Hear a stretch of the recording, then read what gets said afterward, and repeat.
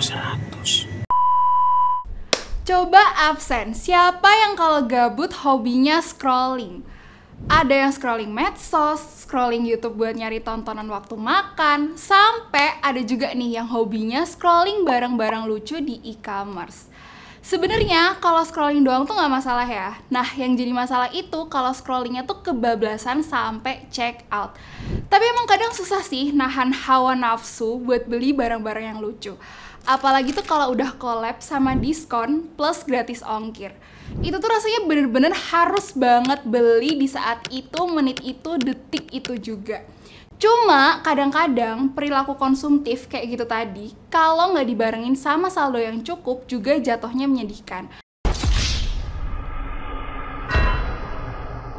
Tapi sekarang itu udah bisa bayar pakai yang namanya pay later. Dia itu sistemnya barangnya udah nyampe duluan nih, tapi kita bayarnya bisa belakangan, bisa bulan depan. Nah, kadang fitur-fitur kayak gini tuh suka bikin kita mikir, uang kan bisa dicari lagi ya, barang promo kan nggak datang 2 kali. Soalnya si pay later itu tuh emang menggiurkan banget. Banyak banget kemudahan yang ditawarin sama si pay later. Sekarang bayar nanti atau sering dikenal dengan buy now pay later. Fasilitas buy now, pay later, atau yang lebih akrab dengan pay later ternyata eksis di masyarakat Indonesia. Saat ini membeli apapun kayaknya semakin mudah secara transaksi, tapi juga lebih mudah secara pembiayaan. Tentunya dengan adanya sistem pembayaran. Nah, sekarang ini juga suka ada promo-promo gitu. Misalnya kayak gratis ongkir khusus pengguna pay later. Atau pengguna pay later tuh bahkan bisa dapetin diskon sampai 90%. Tapi kalian sadar nggak sih kalau misalnya kemudahan yang ditawarin sama si pay later ini tuh sebenarnya juga perangkap supaya kita itu berhutang. Nah, kira-kira gimana ya tren ini tuh bisa menjerat anak muda? Dan gimana tuh dampaknya kalau kita terus-terusan pakai fitur ini? Nah, inilah saatnya kita cari tahu bareng-bareng.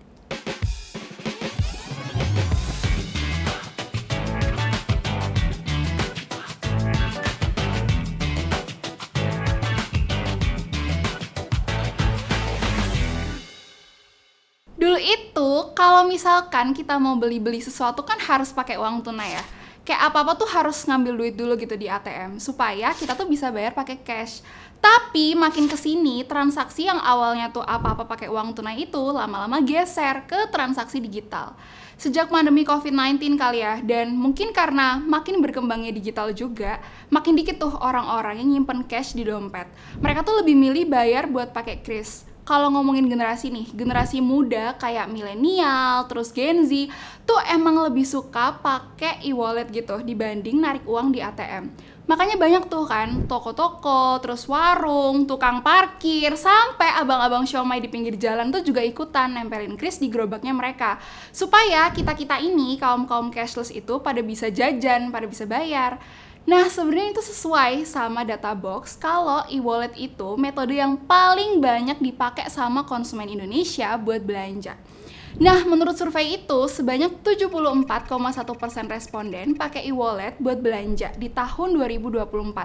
Padahal tahun sebelumnya itu cuma sekitar 62,9%. Terus ya, selain e-wallet itu, sebenarnya cara kedua paling banyak banget digunakan tuh bayar pakai pay later. Dia tuh ada di peringkat kedua dengan sekitar 70,5% responden. Nah, ini tuh juga naiknya lumayan signifikan dari yang sebelumnya sekitar 69,4% responden. Terus, pay later ini tuh juga makin terkenal karena bikin orang-orang itu bisa beli barang atau jasa dengan sistem cicilan. Mereka tuh bisa bayar bulan depan tanpa harus punya kartu kredit. Sebenarnya fitur ini tuh bisa banget ngebantu orang buat ngelakuin berbagai transaksi, mulai dari kebutuhan sehari-hari, terus kalau misalkan mau beli tiket pesawat, terus pesan hotel, beli paket data, terus kayak beli barang ABCDEFG lah, itu kan bisa pakai pay later ya. Nah, kemudahan-kemudahan itu bikin si fitur pay later ini tuh banyak dipakai sama anak muda. Tapi fitur ini tuh ternyata punya pengaruh yang besar juga buat perekonomian Indonesia. Orang-orang tuh jadi banyak banget yang berperilaku konsumtif. Makin-makin tuh mereka nggak bisa bedain mana yang kebutuhan, mana yang sebenarnya cuma keinginan. Sebenarnya anak muda tuh mostly pakai pay later karena ada beberapa e-commerce yang mengharuskan buat aktivasi dompet pembayaran mereka dulu. Ini tuh secara nggak langsung juga kayak ngajakin pengguna buat ngeakses fitur pay later. Terus selain itu ada juga tuh promosi besar-besaran buat pengguna paylater kayak yang aku bilang sebelumnya. Promosi itu dirancang buat manipulasi otak kita atau namanya neuromarketing dan ngerangsang keinginan konsumen juga buat terus-terusan belanja. Makanya jadi banyak tuh anak muda yang ketagihan buat pakai paylater, bahkan buat beli hal-hal tuh yang sebenarnya nggak penting. Nah, di kehidupan sosial deh, sebagian besar Gen Z terus milenial itu kan emang hobi buat beli macam-macam barang. Banyak tuh alasannya, salah satunya katanya sih buat self reward abis kerja keras.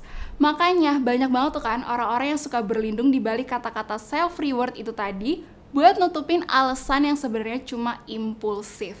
Bisa jadi perilaku beli ini, beli itu yang dilakuin sama mereka itu jadi salah satu alasan buat nenangin diri dari perasaan pesimis perihal ekonomi di masa depan. Apa ya, pokoknya kamu tuh kayak yang stres gitu loh mikirin kondisi finansial pribadi terus abis itu ngebatin kayak aduh stres nih, apa belanja aja kali ya kita enaknya. Jadi kayak di satu sisi kita tuh stres mikirin finansial, tapi di satu sisi kita juga cari pelarian dengan ngebelanjain hal-hal yang gak penting. Nah, itu tuh ada istilahnya sendiri loh, yaitu doom spending.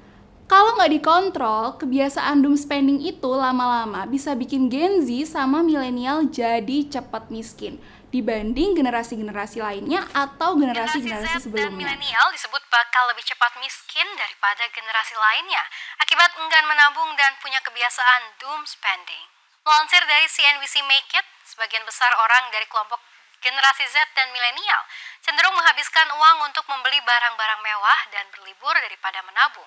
Menurut Psychology Today, hal itu identik dengan doom spending atau berbelanja secara impulsif demi menenangkan. Nah, sebenarnya belanja online itu juga salah satu hal yang memperburuk pengeluaran kita.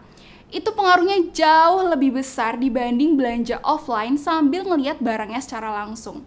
Soalnya, belanja offline itu ternyata lebih bisa mencegah pembelian yang sifatnya impulsif. Terus aku as Gen Z itu sebenarnya juga ngerasain banget ya sama namanya perilaku konsumtif. Ini tuh cocok banget kayak catatan dari OJK kalau Gen Z sama milenial itu jadi kelompok usia yang paling banyak berhutang. Mereka tuh juga nyampein kalau ada peningkatan jumlah buy now, pay later sebanyak 33,64% year over year dengan nominal 6,81 triliun. Terus kalau versinya Databox, waktu tahun 2023 tercatat kalau 43,9% pengguna pay later berasal dari milenial, itu kelompok 26-35 tahun. Terus Gen Z-nya 26,5%, kelompok 18-25 tahun. Nah, sebenarnya data-data tadi itu kayak ngasih kita gambaran gitu loh kalau sebenarnya ada banyak banget anak muda yang hidupnya berpegang teguh sama utang piutang. Apalagi pay later ya, kan gampang banget diakses secara digital buat menyambung hidup. Tapi yang jadi pertanyaan, ini tuh sebenarnya buat nyambung hidup atau justru ngebangun gaya hidup yang gak seberapa itu sih? Pay later ini tuh juga bikin banyak anak muda nggak mampu buat beli rumah atau bahkan ngajuin kredit rumah. Soalnya tunggakan pay later itu kan makin lama makin menggunung. Terus beberapa di antaranya tuh macet, kayak nggak bisa bayar, ngos-ngosan, harus bayarnya gimana nggak ngerti buat ngelunasin pinjaman dari pay later itu. Jujur sangat disayangkan banget ya kalau sistem pembayaran pay later ini justru ngedorong anak muda buat terjerumus dalam perilaku konsumtif. Soalnya kayak gampang banget kan, tinggal pencet-pencet doang di handphone juga kita bisa langsung beli tuh, kita mau apa. Akibatnya banyak tuh yang terjerat utang sampai puluhan juta karena nggak mampu ngelunasin pembayaran. Kalau versinya Prita Hapsari, dosen akuntansi UI, jerat utang piutang itu kebanyakan mampir ke para pengguna pay later yang kebanyakan masih anak muda, bahkan yang di bawah umur juga ada. Mereka tuh rata-rata belum berpenghasilan, tapi udah berani buat ambil pay later. Biasanya ngambil pinjamannya tuh sampai yang di luar batas kemampuan mereka. Makanya bayarnya tuh harus gali lobang, tutup lobang. Jadi utang yang satu belum lunas, tapi mereka juga harus ambil pinjaman yang baru.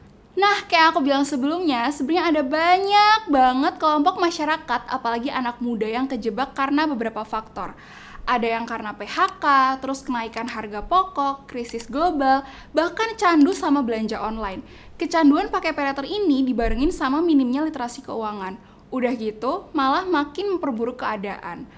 Kesadaran buat pakai pay later itu sebenarnya balik lagi ke penggunanya. Self reward sebagai bentuk penghargaan karena kita udah kerja keras tuh nggak apa-apa, boleh-boleh aja. Tapi juga harus diperhatiin, kira-kira barang yang aku beli tuh bisa nimbulin utang nggak ya? Atau kalaupun bakal nimbulin utang, kira-kira bisa dibayar dalam tempo waktu yang sesuai atau enggak? Nah, sebagai pengguna itu kita juga harus bisa ngukur tuh kemampuan finansial sendiri-sendiri. Itu sih serba-serbi tentang pay later yang bersinggungan sama doom spending. Kalau dari kalian gimana nih? Jangan-jangan masih ada pinjaman yang belum dibayar ya?